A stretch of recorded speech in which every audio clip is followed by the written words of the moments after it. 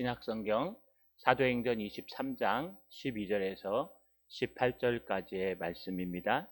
신약성경 228페이지에 있습니다. 신약성경 사도행전 23장 12절에서 18절까지의 말씀입니다. 신약성경 228페이지에 있습니다. 우리 찾으셨으면 신약성경 228페이지 사도행전 23장 12절에서 18절까지의 말씀을 제가 한 절 여러분이 한 절 마지막 절은 같이 읽겠습니다. 날이 새매 유대인들이 당을 지어 맹세하되 바울을 죽이기 전에는 먹지도 마시지도 아니하겠다 하고 대제사장들과 장로들에게 가서 말하되 우리가 바울을 죽이기 전에는 아무것도 먹지 않기로 굳게 맹세하였으니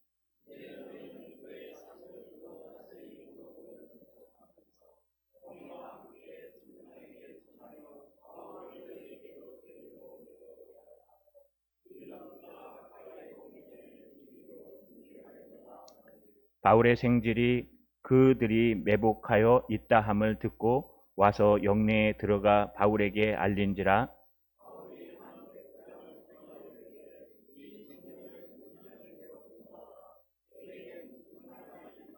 같이 읽겠습니다. 천부장에게로 데리고 가서 이르되 죄수 바울이 나를 불러 이 청년이 당신께 할 말이 있다 하여 데리고 가기를 청하였더이다 하매.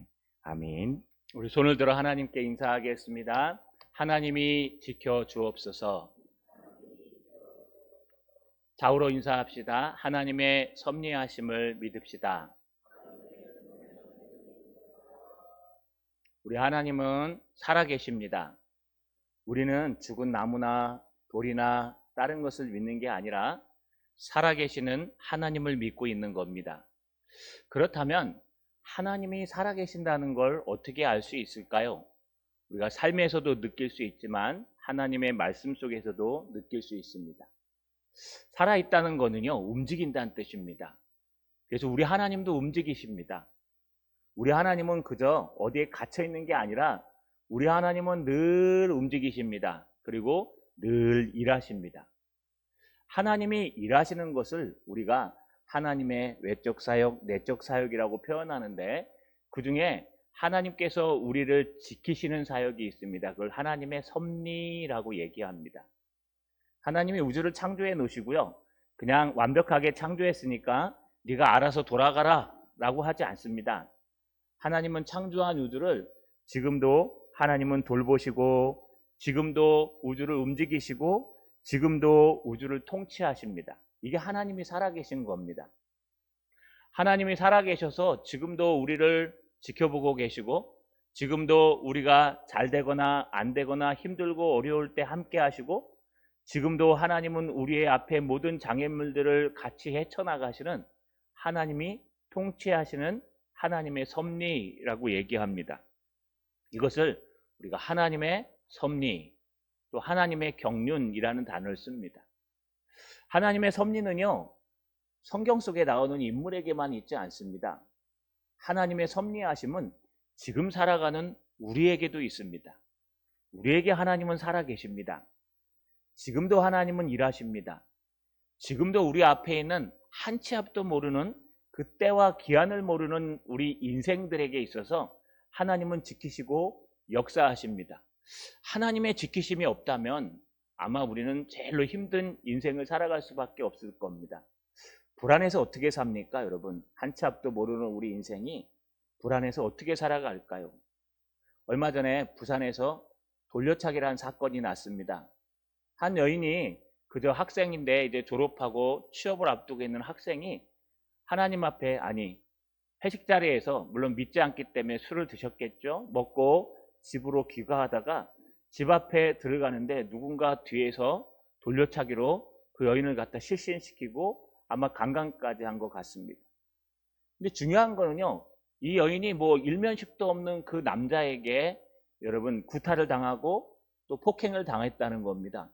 그러면 당연히 그 남자는 엄벌에 처해져야 되고 또 그들이 회개하기 전에는 돌아오지 말아야 되는데 희한하게 그 남자는요, 법정에다가 반성문을 쓰면서 죄송하다고 얘기하고, 그 감방 안에서는 동기들에게 내가 나가기만 하면 저 여자 저 죽여버릴 거라고, 중간에 탈옥해서 죽여버릴 거라고 하는 바람에 요번 2심에서 중형을 선고받았습니다. 중요한 거는요, 그 여인입니다. 이유도 없이 가다가 대뜸 뒤에서 집 앞에서 돌려차기로 한 대 맞고 폭행을 당하고, 심지어는 그 소식을 듣고 벌벌벌 떨면서 집 밖에도 못 나간답니다. 그래서 제보하고 이야기하는 걸 들었습니다. 무슨 죄가 있을까요? 요즘 수없는 시간 속에서 우리가 한 치 앞을 모르고 살아갑니다. 길을 내 뜻대로 바르게 걸어가는데, 여러분, 바르게 걸어가는 그에게 전혀 바르지 않은 일들이 등장합니다. 그럴 때 우리는 어떻게 해야 될까요? 정신과를 다니고 약을 먹고 있답니다. 여러분, 그럴 때 우리는요, 바로 이 하나님의 섭리를 믿는 겁니다.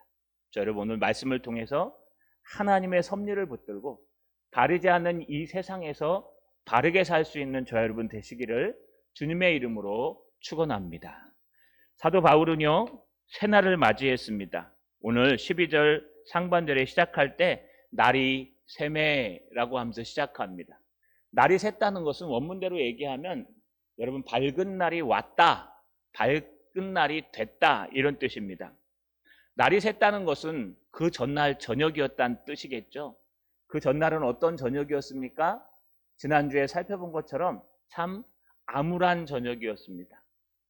바울이 틀림없이 하나님의 복음을 위해서 내가 목숨을 아끼지 아니한다라고 하면서 뿌리침에도 불구하고 열심히 예루살렘에 올라왔습니다.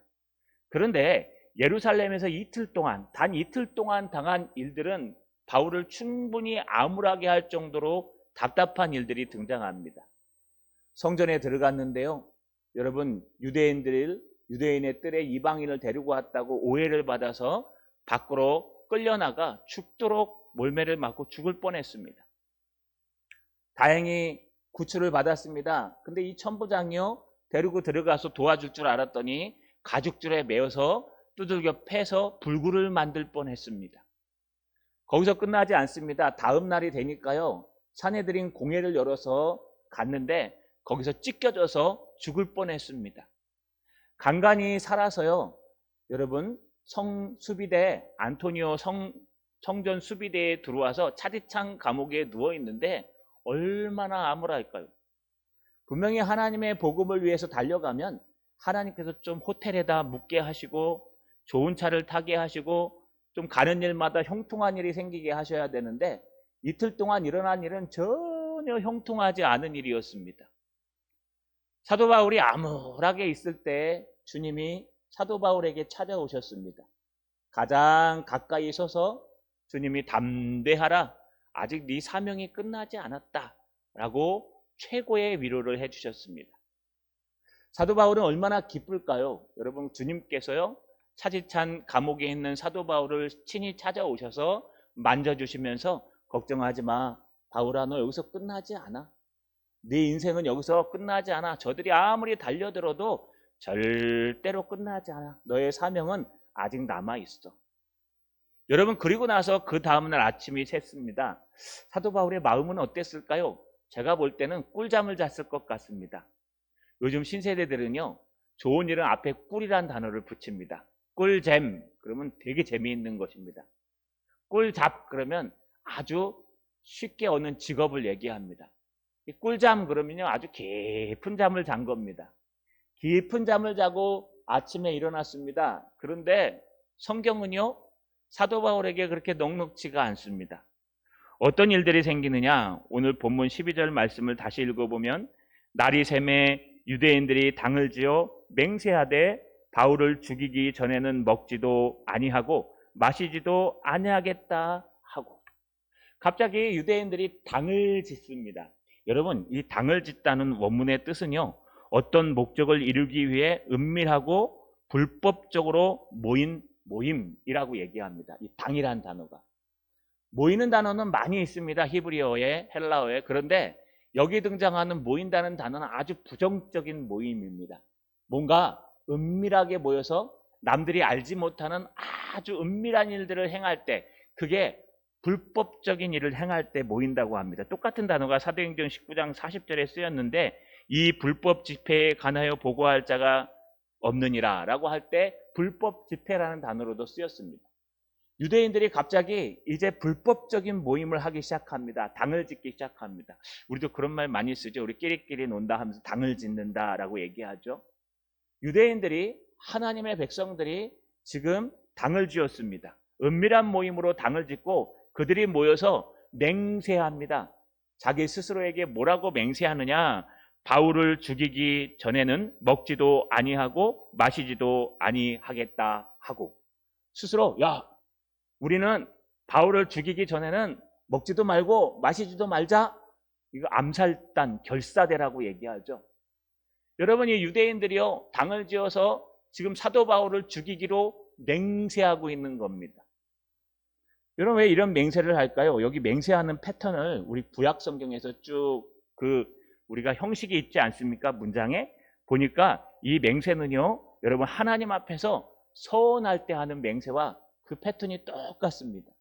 그래서 FF 브루스는 뭐라고 번역하냐 하면요, 만일 우리가 바울을 죽이기 전에 무엇을 먹거나 마시면 하나님께서 우리를 죽이거나 그보다 더한 벌을 주시기를 원하노라.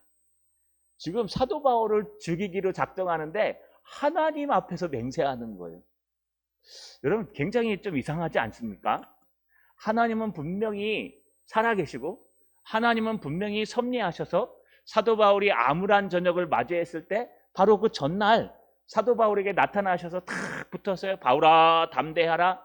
너의 사명은 여기서 끝난 게 아니라 저 로마에 가서 복음을 전해야 네 사명이 끝난다. 그러니 담대하라라고 말씀하셨는데 그 다음날 일어나 보니까 하나님을 믿노라 하는 유대인들이 자기 당일 지어갖고 맹세하는데 뭐라 그래요? 저 바울을 내가 먹거나 죽이기 전에는 절대로 내가 먹거나 마시지 않을 거야. 만약에 내가 먹거나 마시면 하나님께서 나를 저주하시길 원하노라. 아니, 하나님은 사도 바울을 살리고자 하고 사명을 주시길 원하는데 우리는 사도 바울을 죽이려고 작정을 하고 이게 하나님의 뜻이라고 착각하는 거예요. 왜 그럴까요, 여러분? 여기 유대인들이라는 이 무리 속에는요, 두 부류의 사람이 들어있을 것으로 추정합니다. 대부분의 사람은 오늘 이 다짐을 잘 읽어보면 신앙인들이에요. 왜 신앙인들이냐 하면 하나님 앞에서 다짐하고 있습니다. 그 문법 구조가 하나님 앞에서 다짐하는 거예요. 내가 사도 바울을 죽이기 전에는 먹지도 않고 마시지도 않기를 원한다. 만약에 내가 이 약속을 어기면 하나님께서 나를 저주하길 원한다. 이게 뭐예요? 이 일은 하나님 앞에서 바른 일이라는 거예요.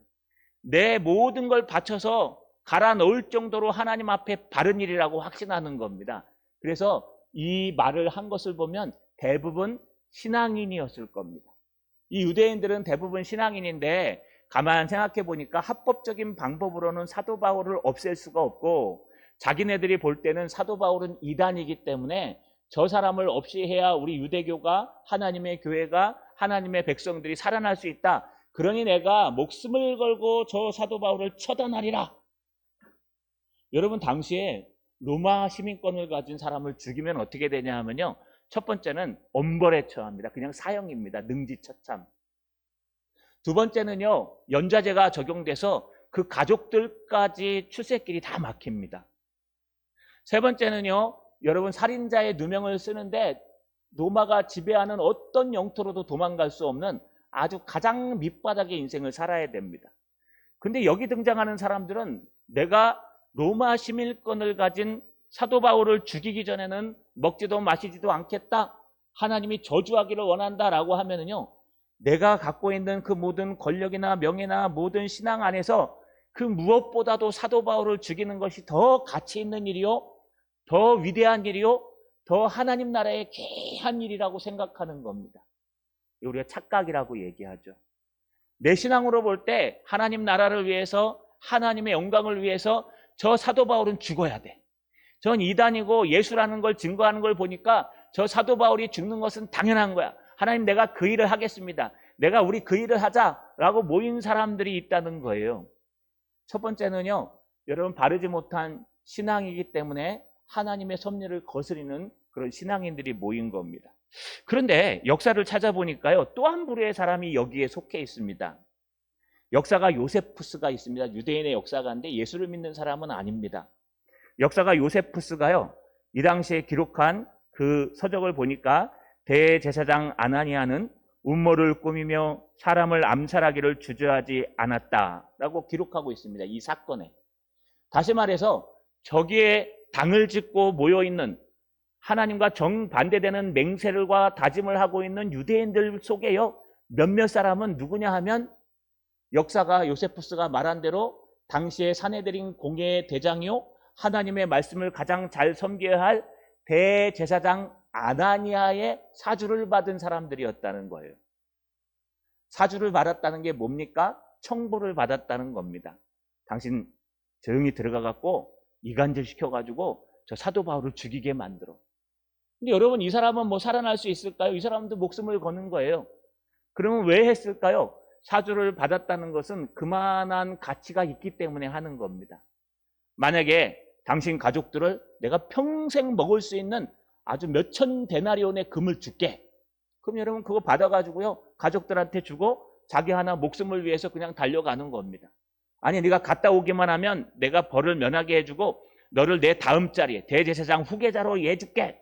그럼 여러분 그 명예를 위해서 내 모든 사주에 같이 함께하고 따라가는 거예요. 결국 여기에 속해 있는 유대인들은 어떤 마음이냐? 한 부류는 잘못된 신앙을 가지고 하나님의 영광을 위해서 목숨을 건 사람들이요, 또 한 부류는 아나니아의 사주를 받아서 여러분 돈이나 명예나 권력을 여러분 책임, 또 여러분 그 권력이나 모든 것을 갖다 대가로 받은 목숨 하나 바칠 만한 충분한 사람들이라고 얘기합니다.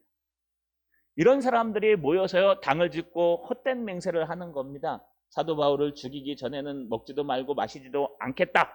그렇게 하자. 만약에 우리가 먹거나 마시면 이 약속을 어기면 하나님이 저주하시길 원한다 라고 얘기했습니다. 그들이 한두 명이 아닙니다. 13절에 보니까 이같이 동맹한 자가 42명이더라. 여러분, 이거 40명이 넘는다는 겁니다. 그냥 40명으로 얘기하겠습니다.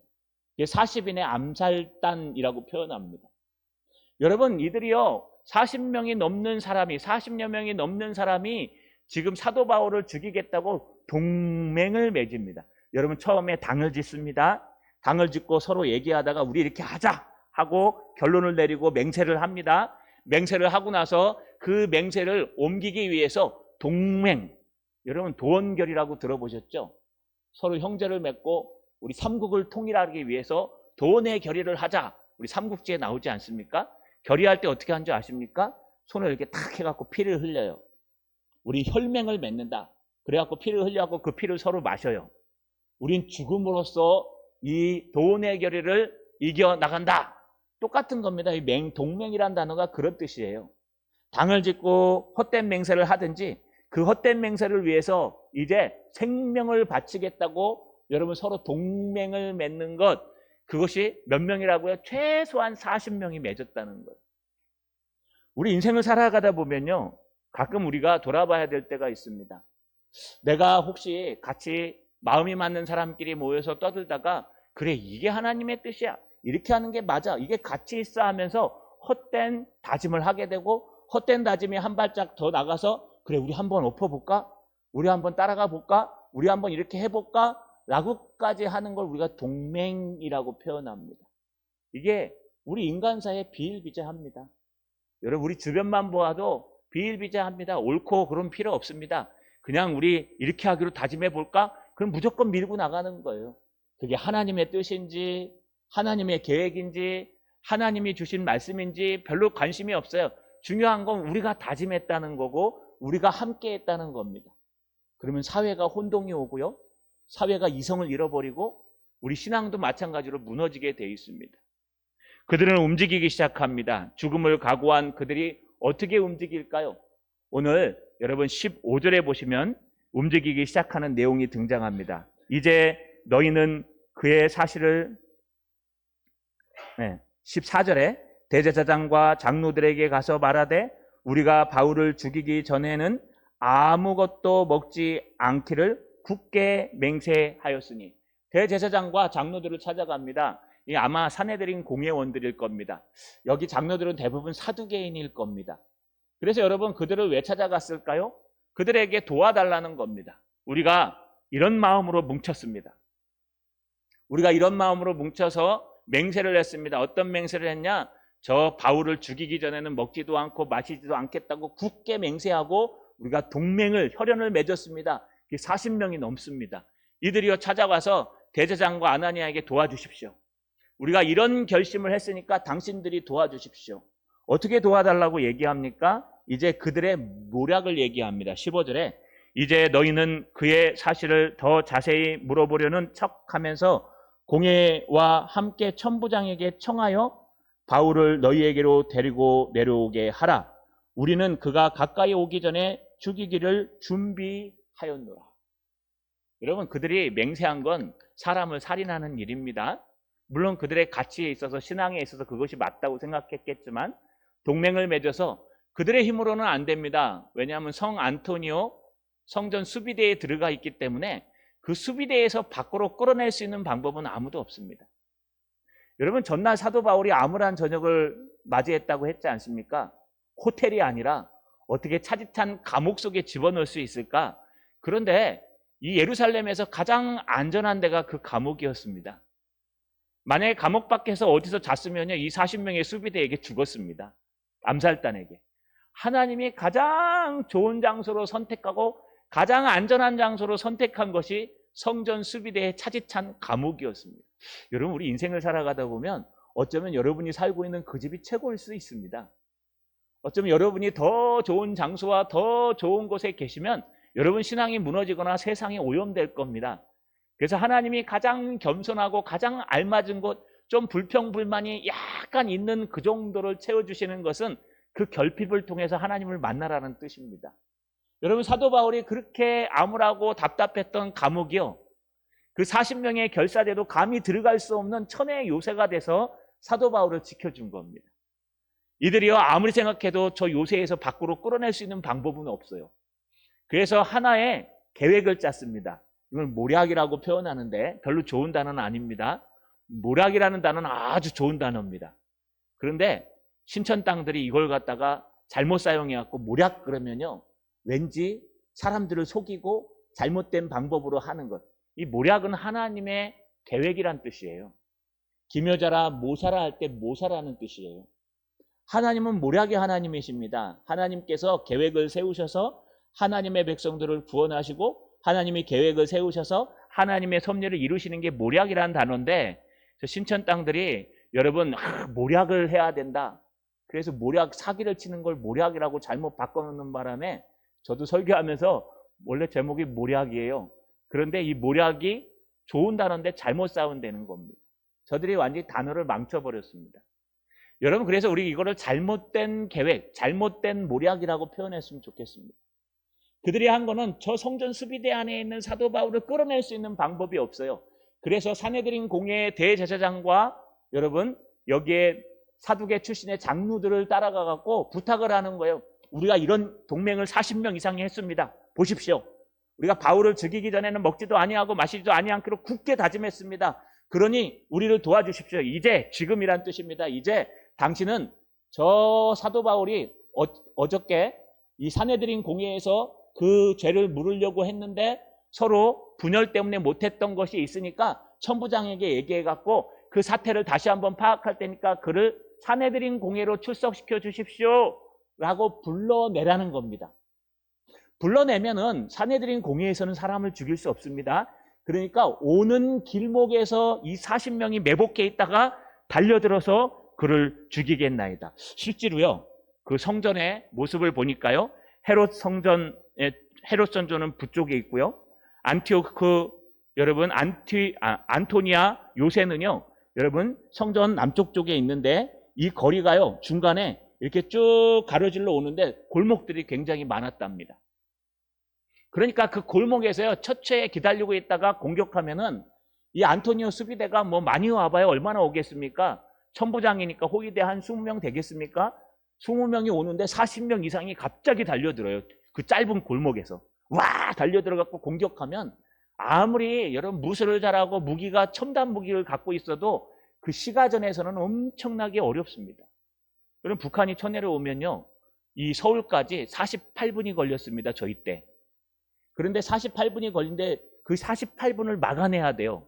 왜 막냐 하면 북한이 쳐내려와서 수도 서울에 들어가는 순간 이 전쟁은 암울해지기 시작해요. 왜냐하면 아군과 적군이 다 섞여 있고 민간인과 북한 그 군대들이 섞여 있기 때문에 서울에 진입하기만 하면 여러분 북한은 성공하는 거예요. 그거 못 쫓아냅니다. 시가전해야 돼요. 시가전은요 숫자에 많고 적음이 있는 게 아니라 굉장히 변수가 많아요.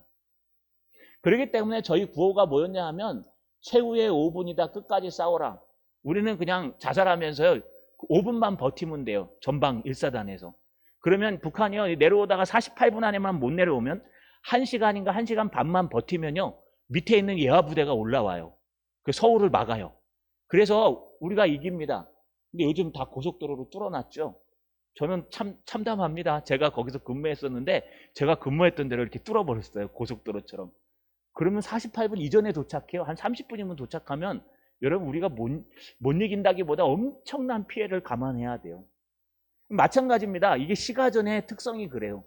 지금 이 성 안토니오 성에서부터 여러분 이 헤롯 사내들인 공회가 있는 곳까지 이렇게 가로질러 와야 되는데 이 오는 중간중간이 시가지기 때문에 좁은 길목도 있고 넓은 길목도 있기 때문에 들어오다가 40명이 한꺼번에 확 들이닥치면 아무리 무기가 좋고 군대가 막강해도요 그 40명 이길 수가 없어요. 그게 모두 사도 바울을 향해 달려들면 그건 끝난 겁니다.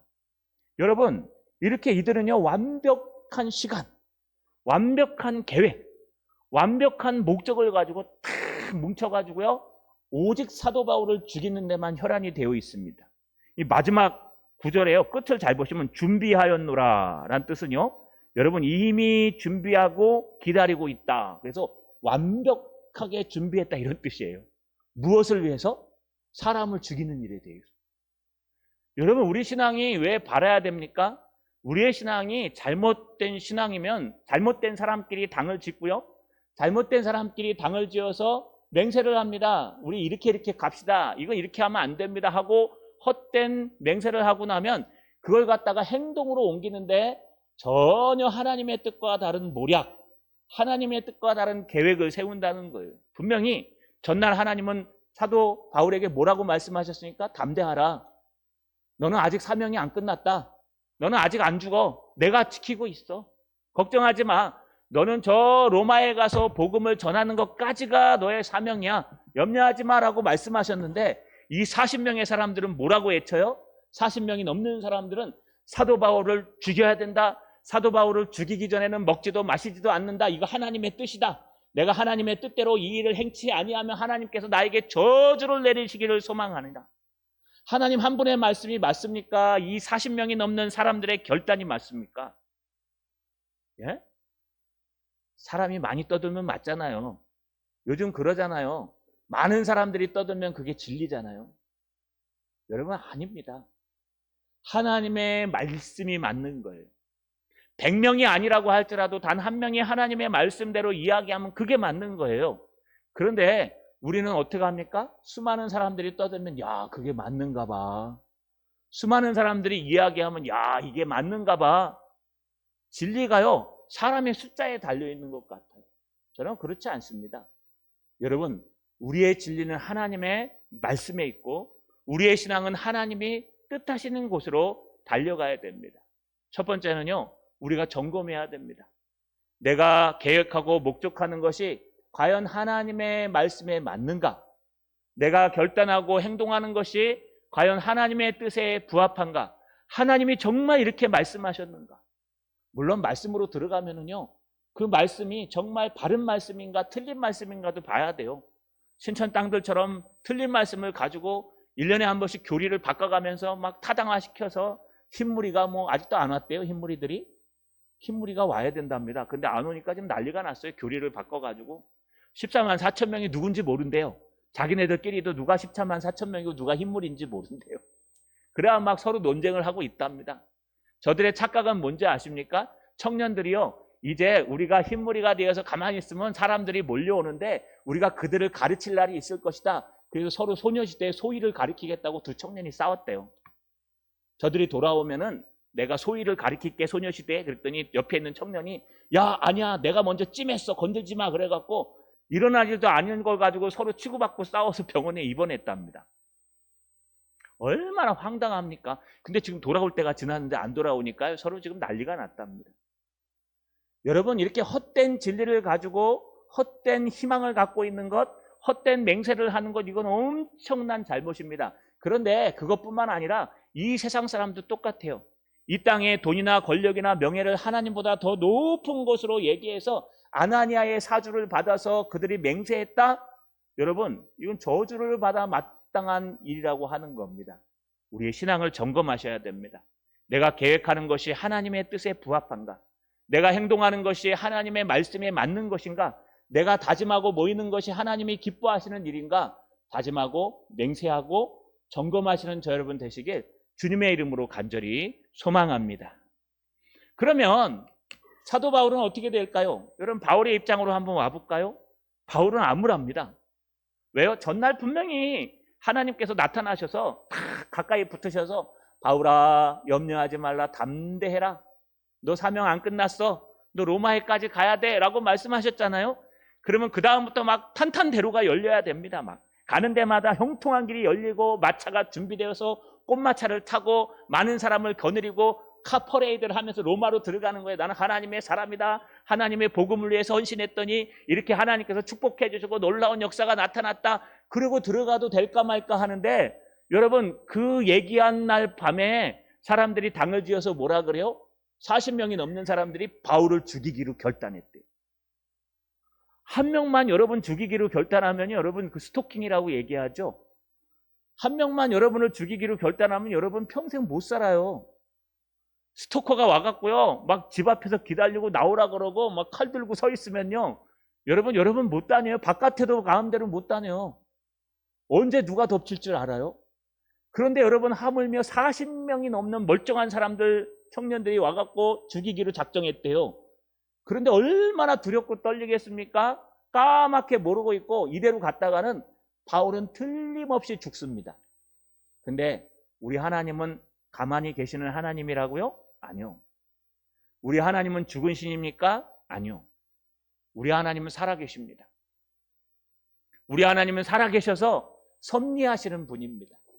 우리 하나님은 하나님의 계획을 위해서 보존하시고 또 동행하시고 통치하십니다. 이걸 섭리의 3요소라고 얘기해요.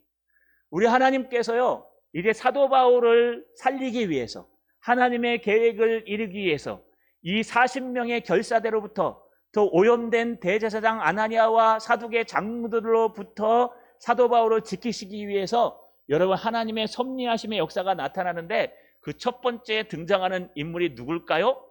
바울의 생질입니다. 10절에 보니까 바울의 생질이 그들이 매복하여 있다 함을 듣고 와서 영내에 들어가 바울에게 알린지라. 바울의 생질이 몇 번 등장했을까요? 성경에? 사도행전에 한 번도 안 등장했어요.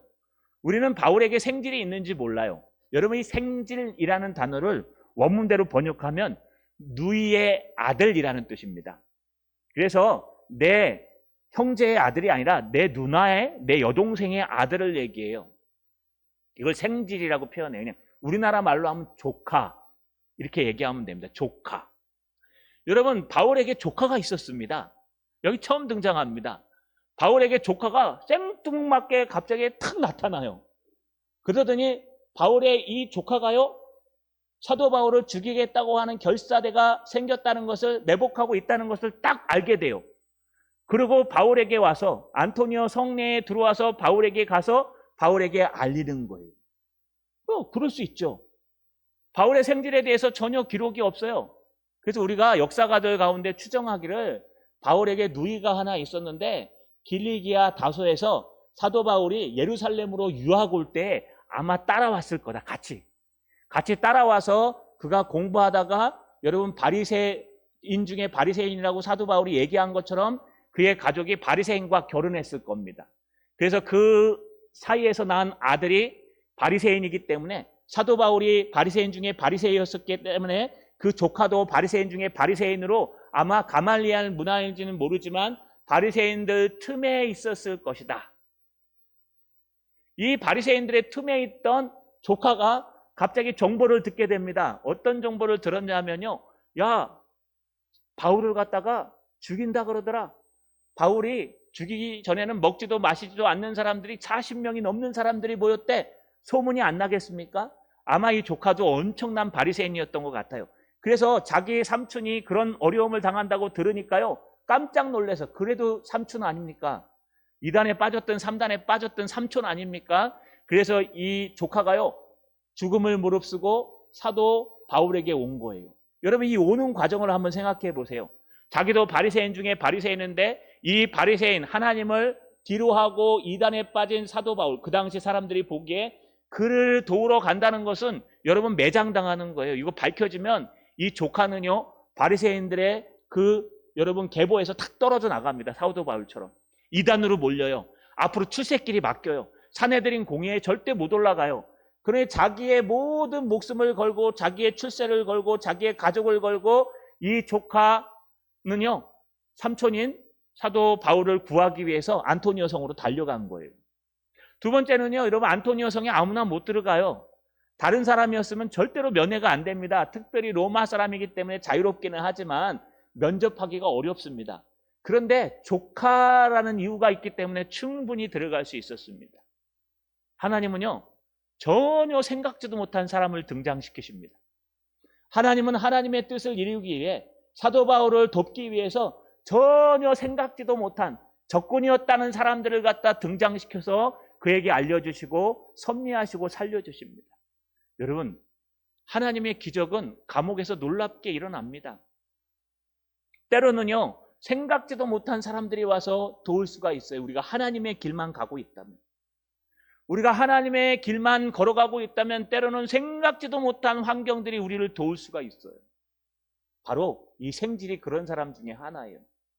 어려서부터 삼촌 바울을 늘 쳐다보면서 아우 나도 저렇게 자라야지. 바리새인 중에 바리새인이요. 지금으로 얘기하면 서울대학과 같은 가말리엘 문화에서 공부한 사람이요. 정말 열심히 있는 저 삼촌처럼 나도 저렇게 바리새인이 돼야지. 자기 엄마도 바리새인과 결혼했어요. 그러니 뭐 출세에 가도는 꺼다 놓은 보이자로 그냥 되는 거예요. 그런데 어느 날 삼촌이 이단으로 넘어갔어요. 예수를 믿는다고 뜬구름없는 얘기를 하더니 그 좋은 자리를 다 팽개치고 평생 예수를 전하면서 전 세계를 돌아다니고 있는 겁니다. 얼마나 답답하겠습니까? 그가 보기에는요 삼촌이 뭔가 나사가 하나 빠진 것 같아. 저기 들어가면 안 되는데 들어간 것 같아. 언젠간 삼촌을 한번 만나서 얘기해야지. 아니 그 전에 삼촌을 정말 존경해서 만나고 싶었더라면 성경에 기록돼 있을 거예요. 빌립보 감옥에 있을 때 생질이 찾아왔더라. 예루살렘에 도착했을 때 사도 바울의 생질을 만났더라. 단 한 번도 안 만납니다. 지금 성경에 한 번도 기록하고 있지 않아요. 이런 쓸데없어서 안 기록할 수도 있겠지만 기록할 상황이 아니었겠죠. 그런데 어느 날 갑자기 이 생질의 귀에 들려온 말이요.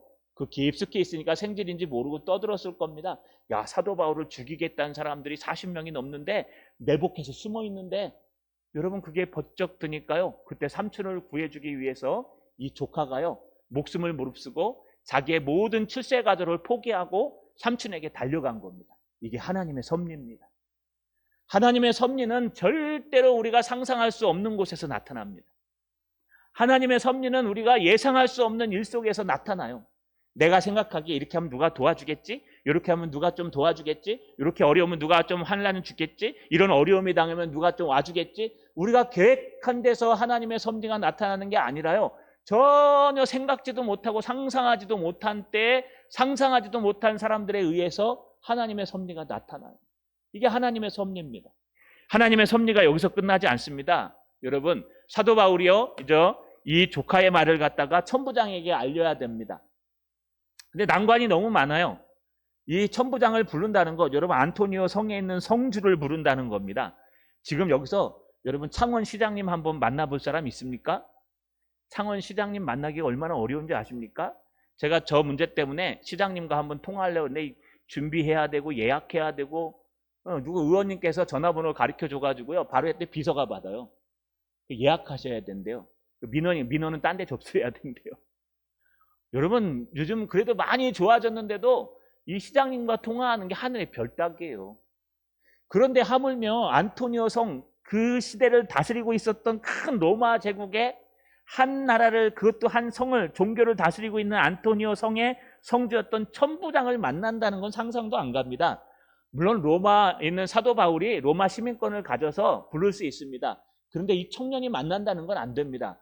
그런데도 불구하고 사도 바울은 은근히 백부장을 부릅니다. 그래도 귓속말로 얘기합니다. 이 청년이 천부장에게 아주 중요한 정보를 전할 게 있다 그러니까 천부장을 좀 만나게 해 주십시오. 여러분, 이 백부장이 노하면 끝나요. 왜냐하면 백부장이 데려갔다가요, 쓸데없는 얘기하면 이 백부장 완전히 욕먹거든요. 어쩌면 강등될 수도 있거든요. 그런데도 불구하고 이 백부장은 아마 바울이 로마 시민권자라는 걸 알았을 겁니다. 그래서 데려가 줍니다. 왜 그랬을까요? 처음부터 사도 바울이 나 죽인다고 합니다. 백부장님 좀 도와주십시오. 이랬더라면 이 백부장에서부터 천부장까지 올라가는 그 지휘 라인 속에서요, 아나니아의 하수인이 하나 없겠습니까? 아나니아가 돈으로 매수한 사람이? 그러니까요, 그 중간에 이 이야기가 발칵되면 사도 바울은 꼼짝없이 죽습니다. 또 백부장이요 틀어져서 아이고 나 못하겠어. 나 천부장에게 데려가는 거 나 무서워. 우리 앞에 다니엘서 나눌 때 무슨 얘기했습니까? 다니엘의 세 친구가요, 왕의 음식을 먹지 않겠다고 다짐합니다. 그를 관리하는 관리자가요, 야 니네 안 먹으면 안 돼. 니네 안 먹으면 내가 죽어. 내가 관리자인데. 그랬더니 뭐라 그래요? 보름 동안 시험해보고 해주십시오 그러잖아요. 왜 그러냐 하면요, 그 관리자가 함부로 못 올라가요. 직속상관한테. 급한 일 아니면. 그래서 사도 바울을 가죽의 물에 묶었을 때 내가 로마 시민권자라고 얘기하니까 막 급해가지고 뛰어가가지고 로마 시민권자래요. 이렇게 급한 일 아니면 절대로 가면 안 돼요. 그런데 지금 이 청년을, 그것도 무슨 정보인지도 몰라요. 안 가르쳐줘요 사도 바울이. 그냥 중요한 정보니까 빨리 좀 가십시오. 근데 여러분, 천부장에게 달려갑니다. 그리고 이 청년이요, 죄수 바울이 이 청년이 할 얘기가 있다고 말씀하시네요. 한번 들어보시겠습니까? 하고 데려다 줘요. 이거 하나님의 섭리입니다. 갑자기 생질이 나타나서 사도 바울을 도운 일도 하나님의 섭리요.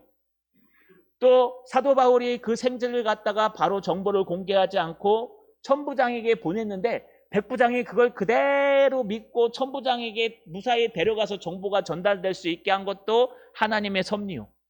더 큰 섭리는 사도 바울이 그 수많은 집과 호텔과 여관이 있음에도 불구하고 차디찬 그 감옥에 갇히는 바람에 이 40인의 결사대가 절대로 사도 바울을 죽이지 못하도록 보호한 게 하나님의 섭리입니다. 하나님은 살아계셔서요, 하나님의 백성들을 보호하고 계십니다. 여러분, 우리 빌립보 감옥에서는 어떤 모습들이 있었습니까? 빌립보 감옥에 있을 때는요, 사도행전 16장 25절에 보니까 한밤중에 바울과 실라가 기도하고 하나님을 찬송하며 죄수들이 듣더라. 이에 갑자기 큰 지진이 나서 옥토가 움직이고 문이 곧 다 열리며 모든 사람이 매인 것이 다 벗겨진지라. 여러분, 이것도 하나님의 섭리예요. 사도 바울은 빌립보 감옥에 있든지 성 안토니오 성전 수비대 감옥에 있든지 그 감옥 좋지 않습니다. 다 차갑고 여러분 바닥이고 습기가 차고, 여러분이 생각하는 이런 감방이 아니에요. 여기 교도소 이 정도 아니, 이건 완전 호텔이에요.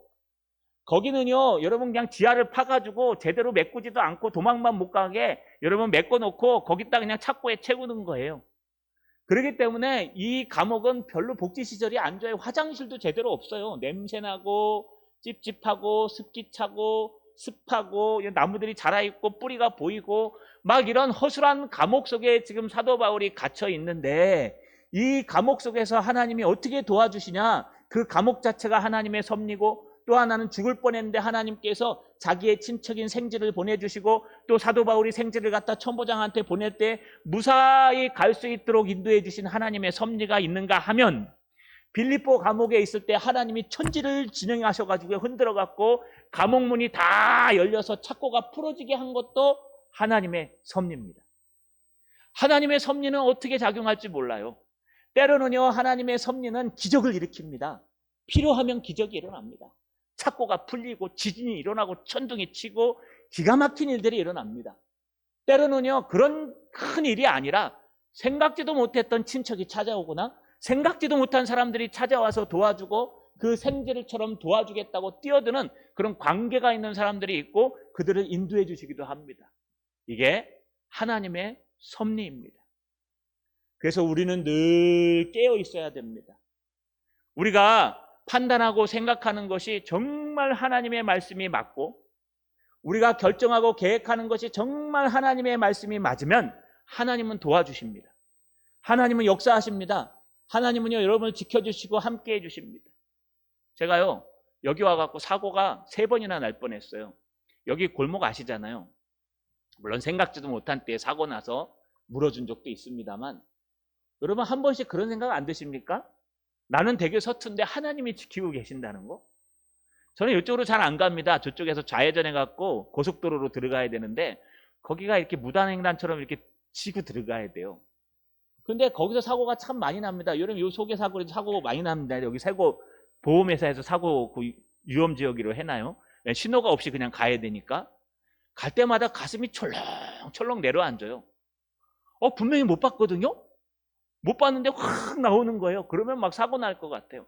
며칠 전에 요 골목으로 나가는데요. 딱 돌아가는데 느낌이 안 좋아요. 그날 기도도 안 했어요. 출발할 때 잠깐 갔다 온다고. 느낌이 안 좋아갖고 그냥 우회전해야 되는데 우회전을 잘 안 가니까 좌회전해야 되겠다 그래갖고 이쪽 차선에 안 타고 이쪽으로 살짝 틀어갖고 좌회전하려고 딱 하는데 꼬마애가 싱싱이 타고 아버지는 뒤에서 이렇게 전화 받고 오고 꼬마애는 그냥 싱싱이 타고 와 오는 거예요. 저는 천천히 움직이고 있었어요.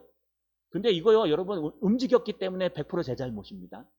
와서 꽝 부딪혔으면 끝났을 거예요. 근데 야, 걔 운동신경이 뛰어나요. 걔는 운동시켜야 돼요. 그 빠른 순간 딱 치면서 지가 탁 하면서 딱 쓰는 거예요. 저는 진짜 쬐끔했습니다. 와, 그 순간 운전하기가 싫은 거 있죠. 근데 뒤에 아버지가 웃으면서 그것도 놀래지도 않아요. 저는 뭐 별거 아니라 하면서 이러고 가는 거예요. 내려가 한 대 때려주고 싶은데 목사라 그럴 순 없고. 여러분 사고 안 난 게 다행이잖아요. 그 다음부터 운전하기가 싫어요. 이게 한두 번이 아니에요, 여러분. 그냥 있었으면 내가 틀림없이 사고 나갔고 문제가 생기고 형사소송에 걸리고 이런 일들이 많이 있을 텐데 하나님이 그때그때마다 하나님의 은혜로 막아주시고 걸러주시고 피해가게 하시고 인도해주시고 때로는 기적으로 때로는 평범한 사람들을 통해서 하나님은 우리를 섭리하시고 인도해가고 계신다는 겁니다. 할렐루야. 저만 그렇습니까? 저만 하나님을 믿는가요? 아니요. 제 생각에는 저의 신앙보다 여러분이 신앙이 더 좋은 것 같아요. 하나님은 지금 살아계십니다. 하나님은 지금 역사하십니다. 하나님은 사도 바울을 도와준 것처럼 여러분을 도와주고 계실 겁니다. 단 여러분이 바른 신앙을 가지고 바른 계획을 세우고 바르게만 달려가면 사람들이 욕할지라도 뭐라고 얘기할지라도 틀림없이 하나님은 여러분을 도우실 거예요. 필요하시다면 빌립보 감옥에서 천지를 지은 듯인 것처럼 지진을 일으키실 거예요. 필요하다면 생각지도 못한 사람들을 보내주셔서 친척들이 와서 도와줄 거예요. 필요하다면 하나님께서 여러분이 계획하고 준비한 대로 백부장에서 천부장에게 가는 모든 라인을 다 책임지시고 인도해 주실 거예요. 단 우리가 생각하고 계획하는 것이 하나님의 것과 맞을 때 가능합니다. 자, 여러분 우리 스스로를 점검해 봅시다. 나는 하나님의 섭리 가운데 있는 사람이 맞는가? 나는 하나님의 섭리로 살아가는 사람이 맞는가? 내가 계획하고 세우는 모든 목적과 방향은 과연 하나님의 뜻에 부합한가? 여러분의 삶을 점검하고 신앙을 점검하셔서 하나님이 섭리해 주시는 저 여러분 되시기를 주님의 이름으로 축원합니다. 전능하신 아버지 하나님 고맙고 감사합니다. 사도 바울이 죽을 고비에 이르렀을 때 하나님께서 생지를 보내셔서 알게 하시며 또 천부장에게 무사히 갈 수 있도록 인도해 주시고 성 안토니오 성에 감옥 속에 갇히는 바람에 건들지 못하게 하시는 하나님의 놀라운 섭리를 발견합니다. 우리에게도 섭리해 주옵소서. 우리가 하나님의 뜻대로 달려갈 때 주님께서 도와주시고 역사해 주시며 하나님의 뜻을 이루어가는 한 주간이 될 수 있도록 역사하시고 도와주시옵소서. 예수님의 이름으로 기도하옵나이다. 아멘.